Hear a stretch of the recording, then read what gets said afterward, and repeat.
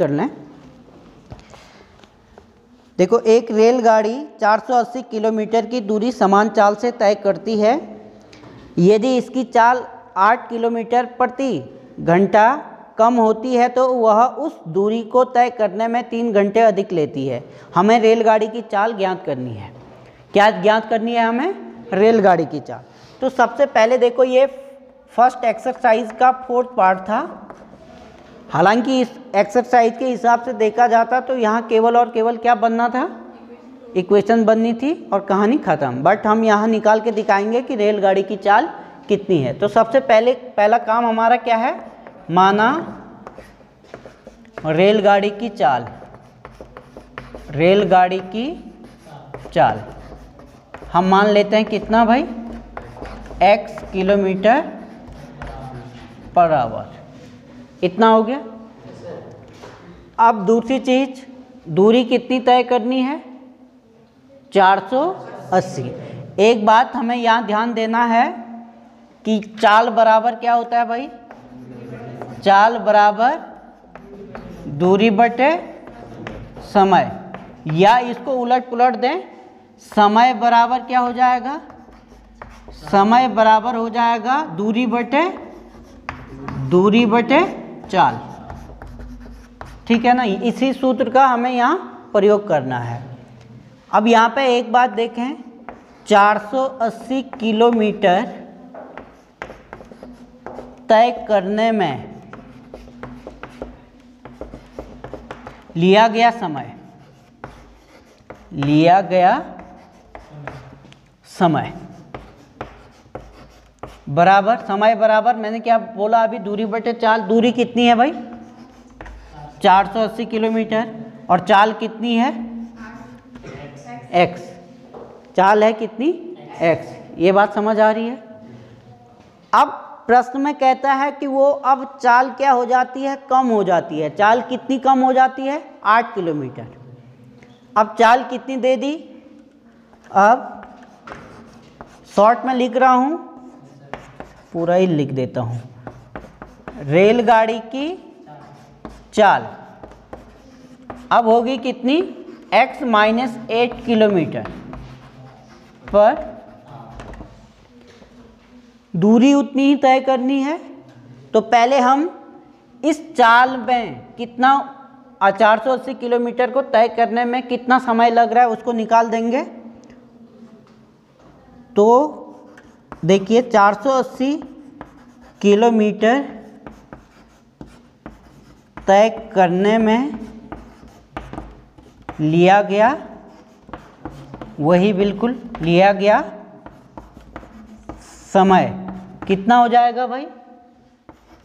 दूरी तो वही है, चाल कितनी हो गई?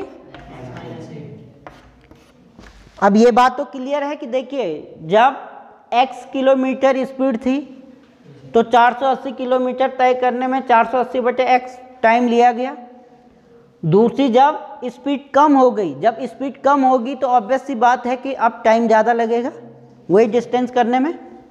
अब प्रश्न में देर का है ये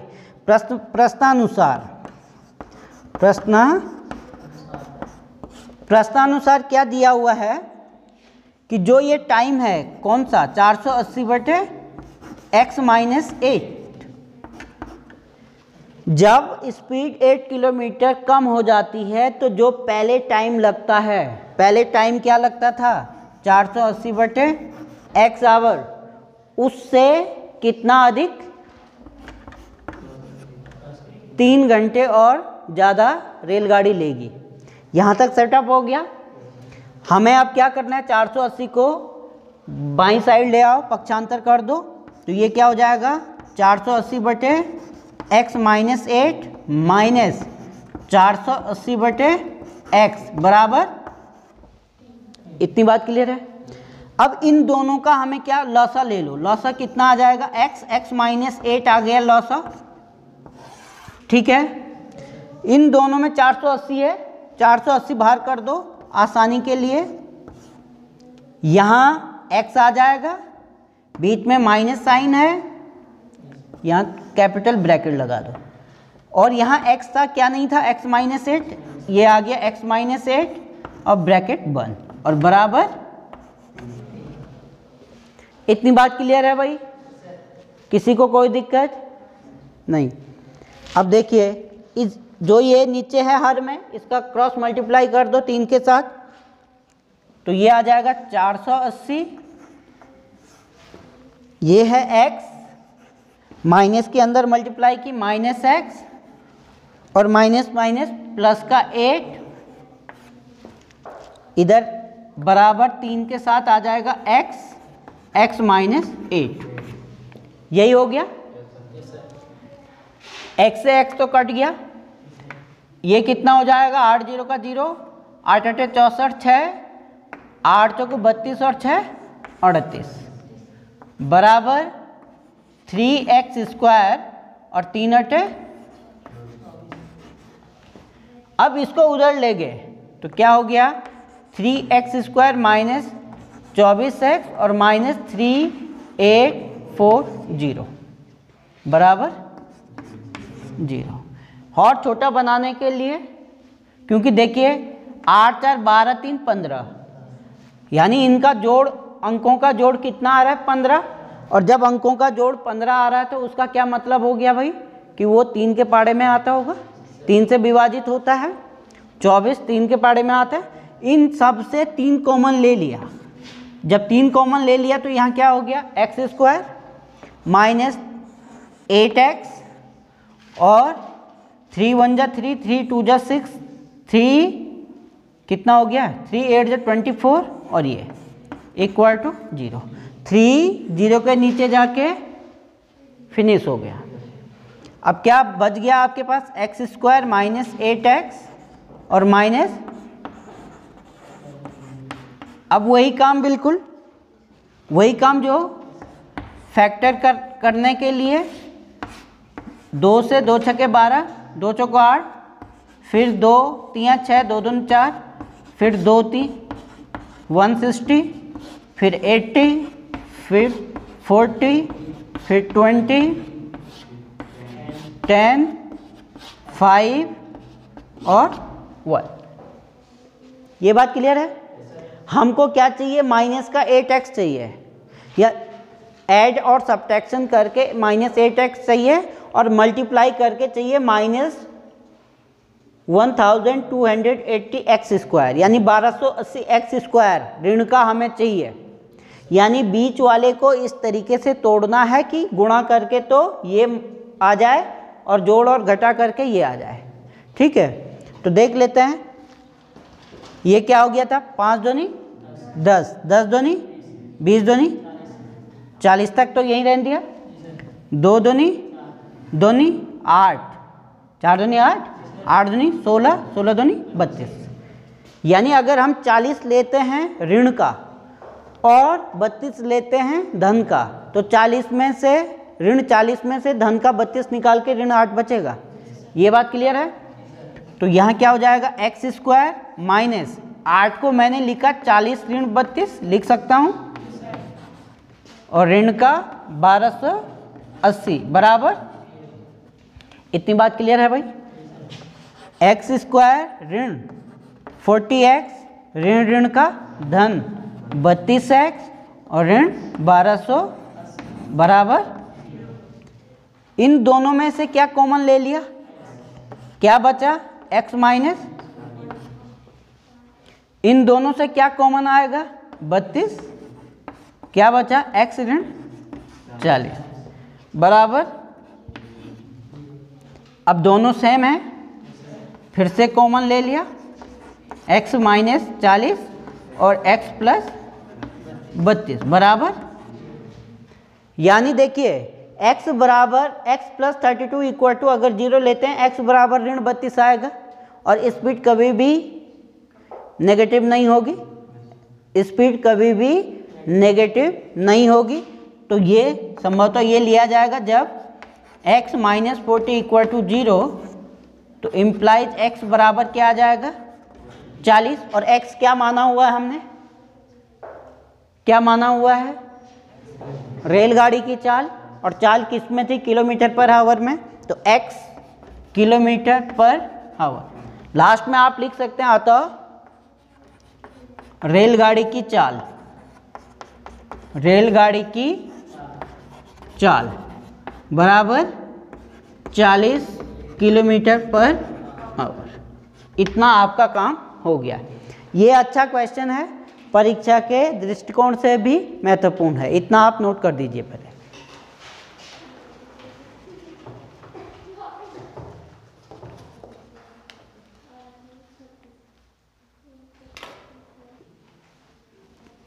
चलिए भाई देखिए 6 क्वेश्चन 4.2 का।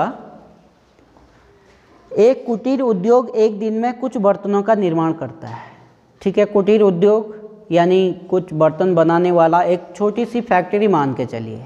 ठीक है, एक विशेष दिन यह देखा गया कि प्रत्येक नग की निर्माण लागत रुपयों में उस दिन के निर्माण किए बर्तनों की संख्या के दुगने से 3 अधिक थी। कितनी अधिक थी? 3 अधिक। यदि उस दिन की कुल निर्माण लागत रुपये 90 थी तो निर्मित बर्तनों की संख्या और प्रत्येक नग की लागत ज्ञात कीजिए। तो यहाँ पे हम मान लेंगे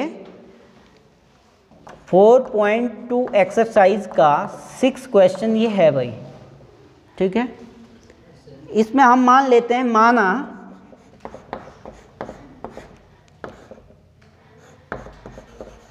एक दिन में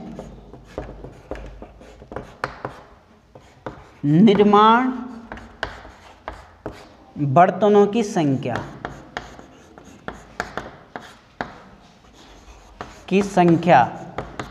हमने मान ली कितनी है भाई? x है। मतलब उसने नग बोला हुआ एक चीज़ को उसने नग यहाँ पे बोला हुआ है। उसने कहा हुआ है कि प्रत्येक नग की जो कीमत है वो उस दिन जो बर्तन हैं उसके दुगने से 3 अधिक है। माना बर्तन है कितना?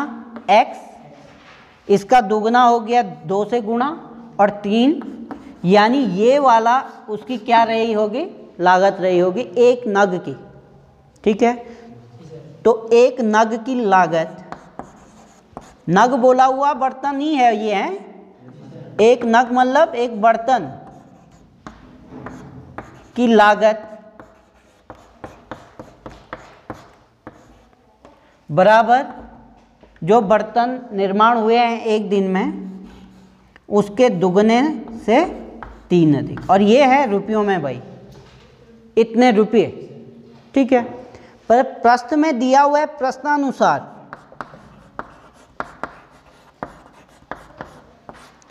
प्रश्नानुसार क्या दिया हुआ है? इसमें दिया हुआ है कि यदि उस दिन की कुल निर्माण लागत रुपये 90 थी, निर्माण लागत कह के 90 थी। अब देखिए टोटल बर्तनों की संख्या है x और एक नग की लागत है इतनी, तो टोटल कितनी लागत आई होगी? क्या करेंगे हम? इन दोनों की गुणा तो कर देंगे।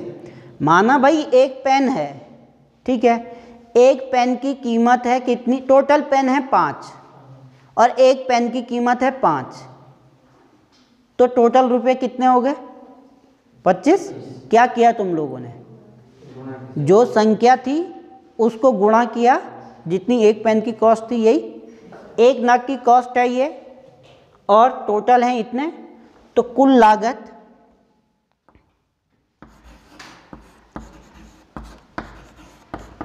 लागत हो गई कितनी? या लागत लिखेंगे या वो लिखेंगे भाई? हाँ लागत ही है, ठीक है। कुल लागत हो गई x इंटू 2x प्लस 3। पर प्रश्न के अनुसार, ये प्रश्न के अनुसार क्या है? कुल लागत कितनी देर की है भाई? 90 रुपये, यही देर की है। 90 बराबर x 2x प्लस 3, इसको गुणा कर दो भाई। 90 बराबर x इंटू 2x कितना हो जाएगा? 2x स्क्वायर और प्लस 3x। इस 90 को उधर ले जाओ, 2x square plus 3x minus 90 बराबर ये बन गया। अब कहानी बिल्कुल वही, पहले और तीसरे की गुणा कर दो। 90 दूनी 180, ऋण का 180 x स्क्वायर, यानी 3x को इस तरीके से तोड़ना है कि गुणा करके आ जाए ऋण का 180 x स्क्वायर और जोड़ के आ जाए 3x। तो हम लोग क्या कर देंगे भाई, 180 के वही टुकड़े, 2 90 दूनी 180, 45, फिर 3 से 3 एकम 3, 3 पंजे 15, फिर 3 पंजे 15, फिर 5, कितना चाहिए 3, तो 5 दिए 15, 5 दिए 15, 3 दूनी 6 दूनी 12 हो गया, 15 12 हो गया। धन का ले लेंगे 15 और ऋण का ले लेंगे 12, और हमको ऋण का चाहिए था तो आ जाएगा, देखिए 2x² प्लस 3 को लिख लिया मैंने, 15 में से 12 घटा दिया, और 15 और ऋण 12 का गुणा करेंगे तो ऋण का 180 आएगा, और x ऋण 90 बराबर 0। 2x² प्लस 15x ऋण का 12x और ऋण 90 बराबर, इन दोनों में से क्या कॉमन है भाई, x, क्या बचा अंदर 2x प्लस 15, इन दोनों में से क्या कॉमन आएगा भाई, कौन बताएगा।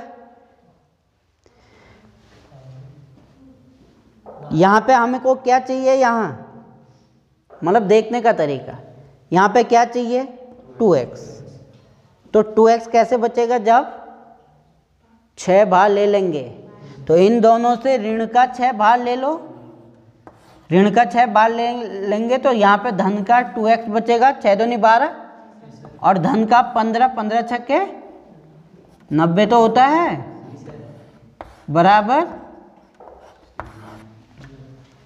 यही है।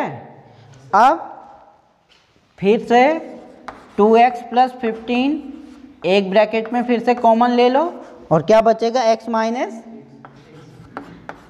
बराबर 0, यही हो गया भाई। अब दोनों ले लो, जब x माइनस 6 बराबर 0 तो x बराबर क्या आ जाएगा, दूसरा वाला नहीं ले रहा हूं, क्यों, क्योंकि 2x प्लस 15 इक्वल टू 0 हो जाएगा, 2x इक्वल टू माइनस 15 होगा, 2x बराबर ऋण 15 होगा या नहीं, और ऋण में कोई भी पैसा तो नहीं होता है, ऋणात्मक कोई भी पैसा या कोई भी संख्या तो नहीं होती है। x हमने क्या माना हुआ, एक दिन में निर्माण बर्तनों की संख्या x, तो ऋणात्मक तो नहीं हो सकती, तो इसलिए बर्तनों की संख्या आ जाएगी, अतः बर्तनों की संख्या हो गई कितनी 6, और लागत हो गई कितनी 2x की जगह पे 6 और धन 3, तो 6 दूनी 12 और 3 15, 15 रुपये, रुपये 15 भी लिख सकते हैं। तो ये आपका क्या हो गया भाई, पहली 2 एक्सरसाइज कंप्लीट हो गई, ठीक है ना, इतना आप नोट कर दीजिए।